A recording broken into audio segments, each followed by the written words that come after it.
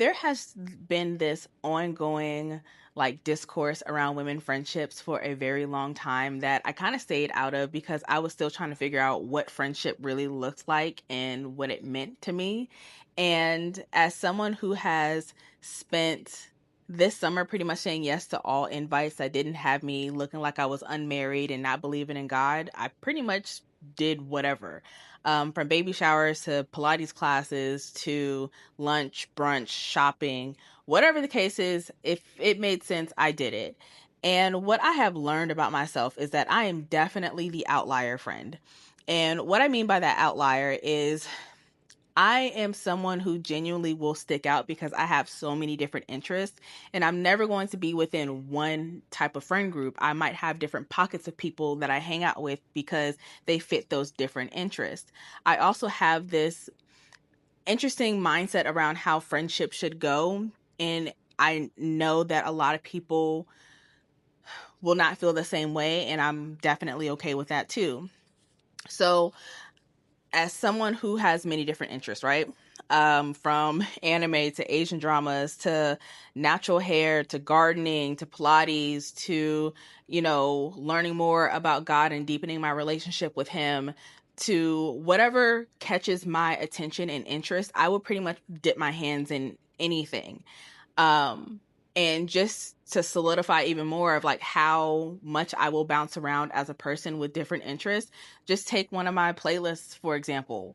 My most recent one is literally named Anything Goes, and there's over 200 songs. It can go from me listening to Wale, J. Cole, Miguel, to me listening to Evanescence, Fall Out Boy, My Chemical Romance, to listen to 702, Joe, Tony, the Isley Brothers, to Erykah Badu, Jill Scott, now all the way back to Britney Spears, Avril Lavigne, and like Travis Porter, Pretty Ricky. Like I I can go from one end of the spectrum to the other really fast. And because I realize that that is the type of person I am, I also realize that I'm not going to be the ideal friend for a lot of women. I realized with a lot of friendships that I've had in the past, a lot of those girls or women wanted an everything friend. And I'm not an everything friend. I am someone who believes that when you have certain people in your life, you assign them like different jobs in your life that fits their individual strong suits. So, for example, right, I remember having this conversation with a past friend, and I was just like, I am not the go-to if you're someone who's having big emotions and you need somebody to sit in them with you, because I don't do that. I don't do that for myself. I'm someone who intellectualizes my emotions. And as someone who would try to help you within that moment, I would probably end up offending you because I would try to intellectualize your emotions as well. And if you had somebody else that was better suited for that, it would be ideal for you to reach out to that person more than me. Not saying that I don't care about what's going on. I just have a different skill set. And when we promote or employ different people in our lives that don't fit who they are genuinely, it ends up creating a really terrible rift in a terrible friendship. And you have each other looking at each other crazy because they're like, oh, you're really a bad friend. No, I'm not a bad friend. No, they're not a bad friend. We just put them in roles that they weren't suited for in our lives. And I believe that friendships and, relationships, there's like an HR of some sort. Like everybody has their own role. Like a lighter stance. I love matcha. I can drink it without a bunch of different flavorings.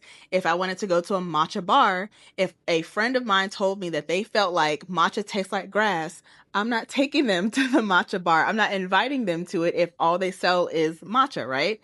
I would be finding something that is common ground.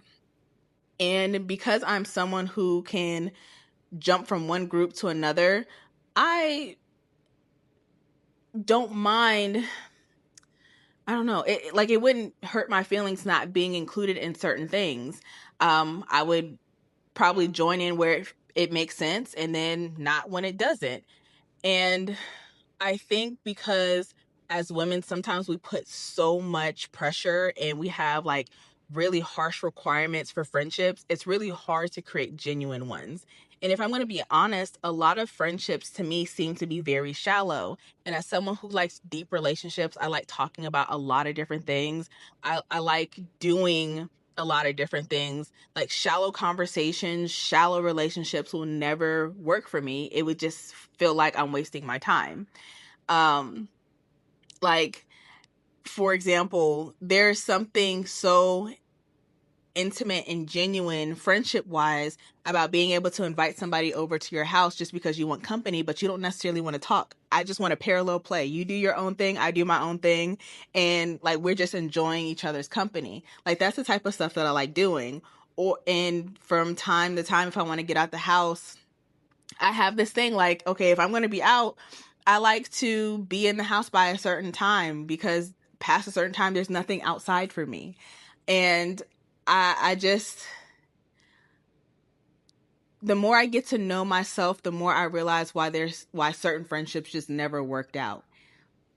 And I say that it would be very slim for me to be like the ideal or have a best friend. I know, like, saying that it sounds sad, but to me, I am okay having my pockets of people. I have my Pilates girls, I have my lunch girls, I have my garden girls. I am fine with that.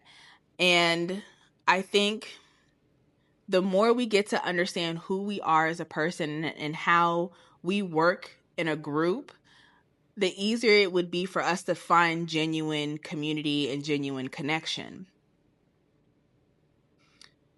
If I audit a lot of the friendships that I've had along these past years, a lot of these friendships were based off of proximity, based off of, oh, you know, so and so, so I automatically associate with you because you are in like that 2 to 3 degrees of separation. And I'm not really interested in doing that anymore. I'm more so interested in really finding people that connect. I don't have like these really crazy requirements for people at this point because I realized that I also had this unrealistic expectation of finding the ideal everyday or everything friend. I just said I have 1,000,005 different interests in my playlist. I just shared how crazy, wild, you know, it jumps from one end of the spectrum to another. And having this unrealistic expectation of somebody else to be able to fit all of those things is unfair. So like I just look for people who can accept me for who I am wholeheartedly. If you get it, you get it. You don't, you don't, but you don't criticize me for it. A lot of people that I've hung out with before, if I tell them, hey, yeah, I'm interested. I like watching anime. Like I like watching Asian dramas. And it was met with like criticism. Oh, that's weird. That's childish. Who said that as we get older, we're supposed to grow out of the things that we actually enjoyed as children? Yes, we have adult responsibilities, but it doesn't mean that I have to lose my childlike wonder and become this like woman who takes herself so seriously. I'm a big old kid at heart, and I'm always going to be a big old kid at heart. I don't care. I'm 33 years old. I'm going to do the things that I find interesting. And it's at that point where I'm okay really not I'm okay not meshing with everybody. And I think if we can really find out who we truly are, how we would fit in certain group dynamics, it would be a lot easier for us to find our people.